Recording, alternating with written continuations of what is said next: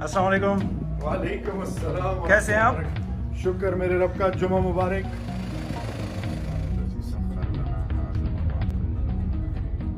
شرائع صاحب، ان حالات میں آپ کا کوئی خاص میسج؟ میرا خاص میسج پاکستان کی بنیاد اور پاکستان کے مستقبل یوتھ کے لیے کہ ان آزمائش کی گھڑیوں میں آپ کا بھی امتحان ہو رہا ہے. آپ باشعور ہیں. خدا کے لیے آپ کو پتہ ہے کہ کورونا وائرس سے کیسے بچا جا سکتا ہے. ابھی آپ کی بھی اخلاقی ذمہ داری ہے کہ پاکستان کے لیے آپ ایک وہ رول ادا کریں جو کہ اب نظر نہیں آ رہا. آپ لوگوں کے گھروں میں جائیں, ایجوکیٹ کریں. آپ کے پاس پمفلیٹس ہونے چاہیے.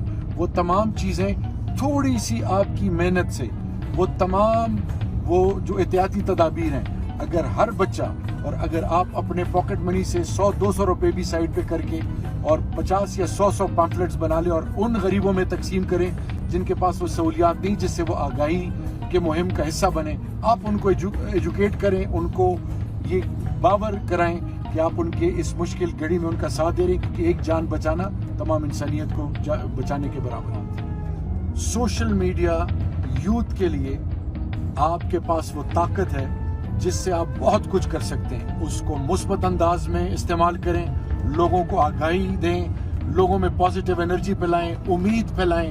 خدا کے لیے فیک نیوز, غلط نیوز کو ریجیکٹ کریں تاکہ لوگ گمراہی سے بچیں. اپنا رول ادا کریں اور ثابت کریں کہ آپ عظیم قوم ہیں اور مستقبل انشاءاللہ آپ کا. شرائع صاحب، آج کل کرونا وائرس بہت پھیلا ہوا ہے، آپ خوفزدہ تو نہیں؟ بالکل نہیں. اس کی سب سے بڑی وجہ یہ ہے کہ زندگی میں نشیب و فراز آتے ہیں, آزمائشیں آتی, اور بطور مسلمان ہمارا ایمان یہ ہے کہ گھبرانا نہیں ہے, اس کا مقابلہ کرنا ہے. چائنا نے اس کا مقابلہ کیا.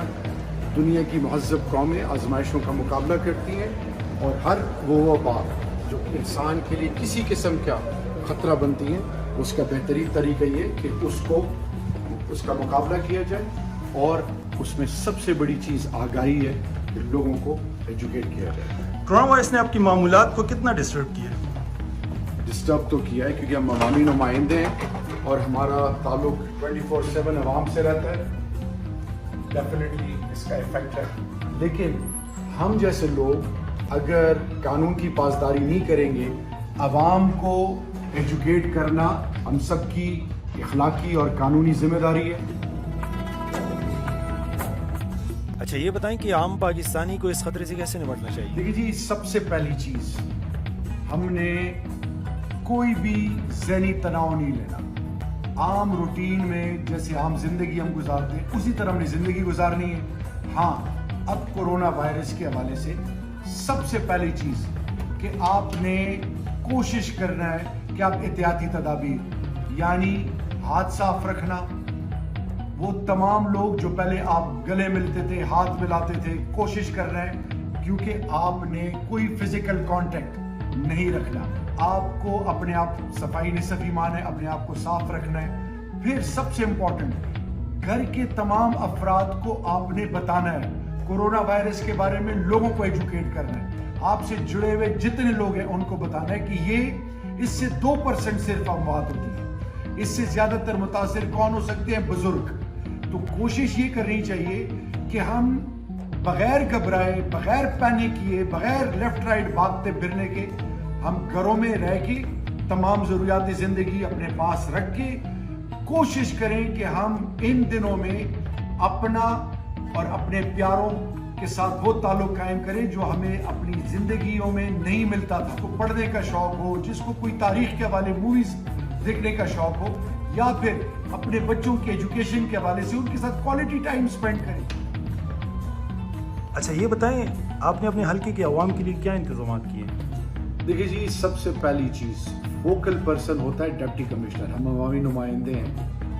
ڈپٹی کمشنر صاحب کے تھرو تمام لینڈ ڈپارٹمنٹس کے, خاص کر ہمارے جو ڈسٹرکٹ ہیڈ کوارٹر ہاسپٹل ہے یا جو جتنے BHUs ہیں, پھر اس کے علاوہ جتنے رسپانسبل گورنمنٹ کے ڈسٹرکٹ ایڈمنسٹریشن کے آفیسرز ہیں, ان کے تھرو سب سے پہلے آگاہی کیمپین, لوگوں کو بتایا جائے کہ کورونا وائرس کیا ہے, اس سے بچنے کے احتیاطی تدابیر کیا ہیں، اس کے حوالے سے بیسک ہیلتھ یونٹ میں ہر جگہ پینافلیکسز لگ گئے ہیں، محلے میں، مسجدوں میں، ہر جگہ علماء کرام کو بتا دیا گیا، وہ لوگ جو سول سوسائٹی سے تعلق ہے ان کو آگاہ کر دیا گیا، اور پھر ضروریات زندگی کی جو اشیاء ہیں بازار میں وہ اویلیبل ہیں، اور باقی کوشش یہ کی گئی ہے کہ زیادہ ایکٹیویٹی نہ ہو ایسی جگہ پہ جہاں پہ زیادہ لوگ جمع ہوتے ہیں۔ اب تو علماء کرام بھی فور فرنٹ پہ آ گئے ہیں، علماء کرام بھی، کیونکہ رسول کریم صلی اللہ علیہ وسلم کی مستند حدیث مبارک ہے تعاون کے حوالے سے کہ جہاں پہ تعاون ہو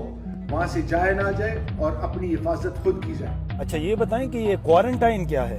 کوارنٹائن یہ ہے کہ آپ اپنے گھر میں اس کمرے میں جو آپ کا اپنا کمرہ ہے 14 دن کے لیے اپنے آپ کو محصور رکھیں، کوشش کریں کہ کسی سے آپ کا کانٹیکٹ نہ ہو تاکہ آپ بھی بچیں، اور آپ خدا نہ خواستہ اگر آپ کو یہ بیماری ہے تو آپ سے اور لوگ بچیں۔ اس کا سب سے بڑا فائدہ آپ کے اپنے پیاروں کو ہے، اور کوشش یہ کریں کہ کوارنٹائن کے دوران آپ کے گھر میں اگر بزرگ ہیں تو ان کو سب سے پہلے کوشش یہ کریں کہ وہ آپ سے دور رہیں۔ کا فائدہ یہ ہوگا کہ وہ بھی انشاءاللہ محفوظ رہیں گے اور آپ کے پیارے بھی اس سے ملے ہوئے تمام افراد بھی محفوظ رہیں گے۔ آپ کی ایکٹیویٹیز کیا ہوتی ہیں؟